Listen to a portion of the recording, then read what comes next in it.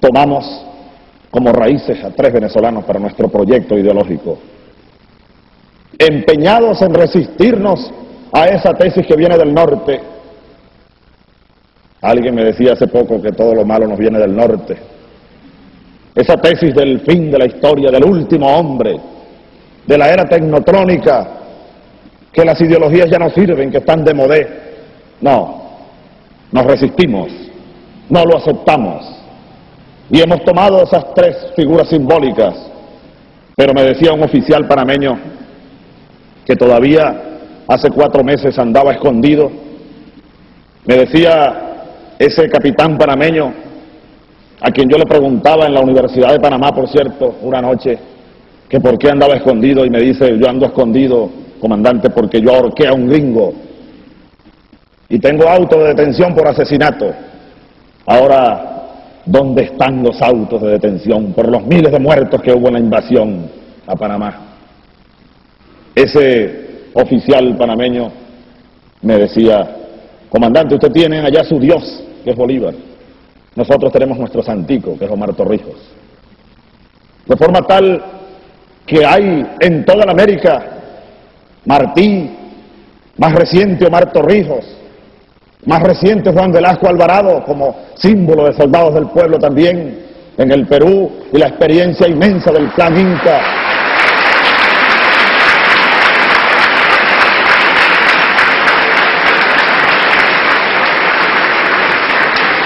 O en el Cono Sur, como una madrugada de Montevideo hace unos meses, me llegó un emisario secreto con una carta de oficiales activos del ejército del Uruguay, que se llaman los soldados artiguistas, y con un regalo sobre el pensamiento político de Artigas, Sandín y tantos otros latinoamericanos, Sandino. Y aprovecho para decir que también me siento muy honrado de haber conocido hoy y haber abrazado al comandante Daniel Ortega de la Revolución Nicaragüense, quien se encuentra acá en La Habana, como ustedes saben. Sandino, Mariátegui, ahí están las raíces de un proyecto de nación, una sola nación que somos todos los latinoamericanos y caribeños. Ahora, esa es una primera vertiente de trabajo. Bien adecuado, mi comandante, el próximo año del centenario de la muerte de José Martí, para estrechar ese trabajo ideológico, ese binomio de Bolívar y Martí, como forma de levantar la emoción y el orgullo de los latinoamericanos.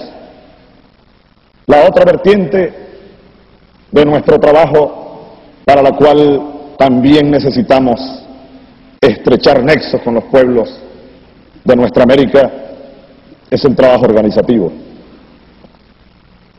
Y desde la cárcel o en la cárcel recibíamos muchos documentos de cómo el pueblo cubano se fue organizando después del triunfo de la revolución.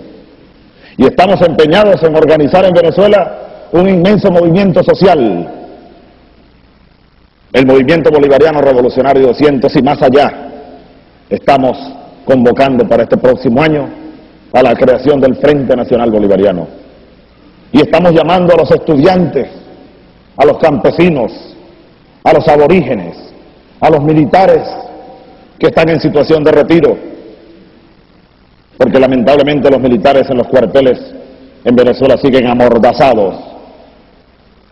El sistema político o los políticos venezolanos pretenden tener para siempre militares que sean mudos, sordos y ciegos ante la tragedia nacional.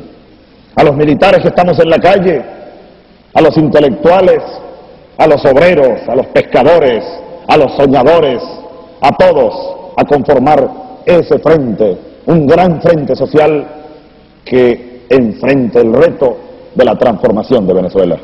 En Venezuela nadie sabe lo que puede ocurrir en cualquier momento.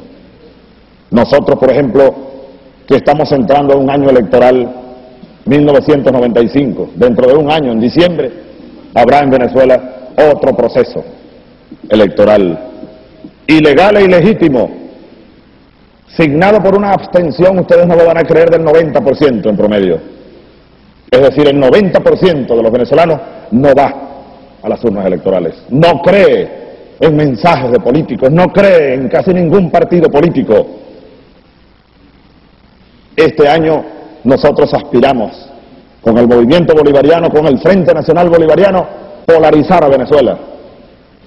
Los que van al proceso electoral, donde hay gente honesta también, que respetamos pero no creemos, es en el proceso electoral.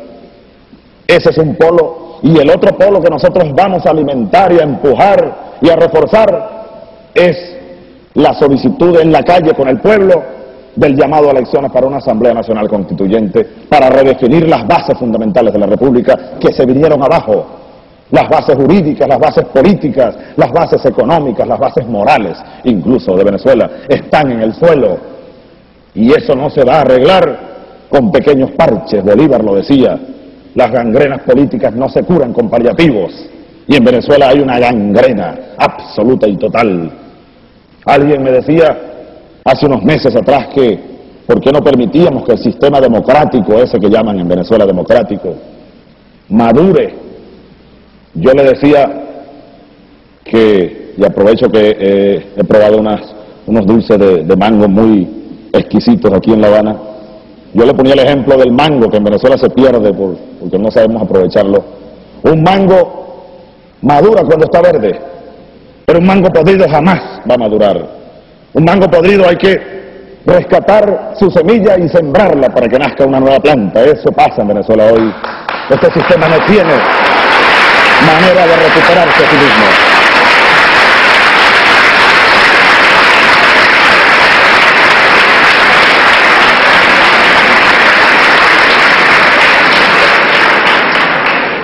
Y nosotros, y lo que voy a decir, voy a utilizar de nuevo la expresión de la gente de mi pueblo, del llano venezolano.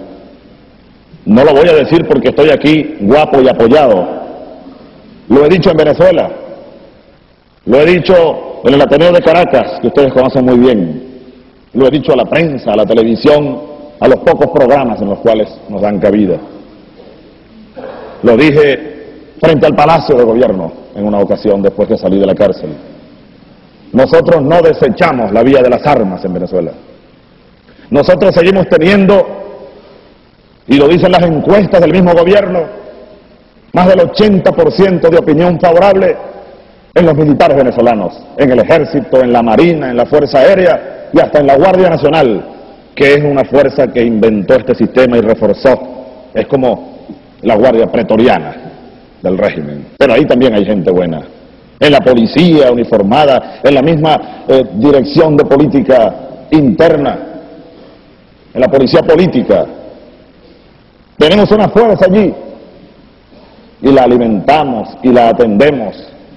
Y aunque los muchachos, por supuesto, andan perseguidos por todos lados, y hoy en día nombrar a Bolívar, que un oficial venezolano nombre a Bolívar en un cuartel, en un discurso, es considerado un oficial sospechoso. A pesar de todo eso, ahí tenemos una fuerza. Y a pesar, y además de todo eso, tenemos un altísimo porcentaje de los venezolanos, especialmente ese 60%, queridos amigos, de venezolanos, tampoco lo van a creer ustedes, en pobreza crítica. Increíble, pero es cierto. En Venezuela se fumaron 200.000 millones de dólares en 20 años. ¿Y dónde están?, me preguntaba el presidente Castro. En las cuentas, en el exterior, de casi todos los que han pasado por el poder en Venezuela. Civiles y militares, que se enriquecieron al amparo del poder. En esa inmensa mayoría de venezolanos, nosotros tenemos un tremendo impacto positivo.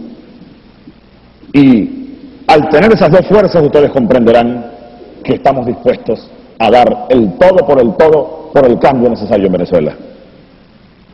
Por eso decimos que no desechamos la vía de utilizar las armas del pueblo que están en los cuarteles para buscar el camino.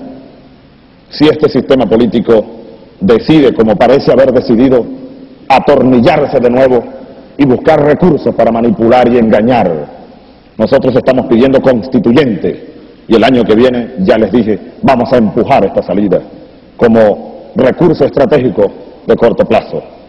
Y la tercera vertiente en la que estamos trabajando para ir concluyendo estas palabras, este saludo, esta pasión que me mueve en esta noche, es un proyecto estratégico de largo plazo, en el cual los cubanos tienen y tendrían mucho que aportar, mucho que discutir con nosotros. Es un proyecto de un horizonte de 20 a 40 años, un modelo económico soberano. No queremos seguir siendo una economía colonial. Un modelo económico complementario. Venezuela tiene inmensos recursos energéticos, por ejemplo. Ningún país del Caribe o latinoamericano debería importarle combustible a Europa. ¿Por qué?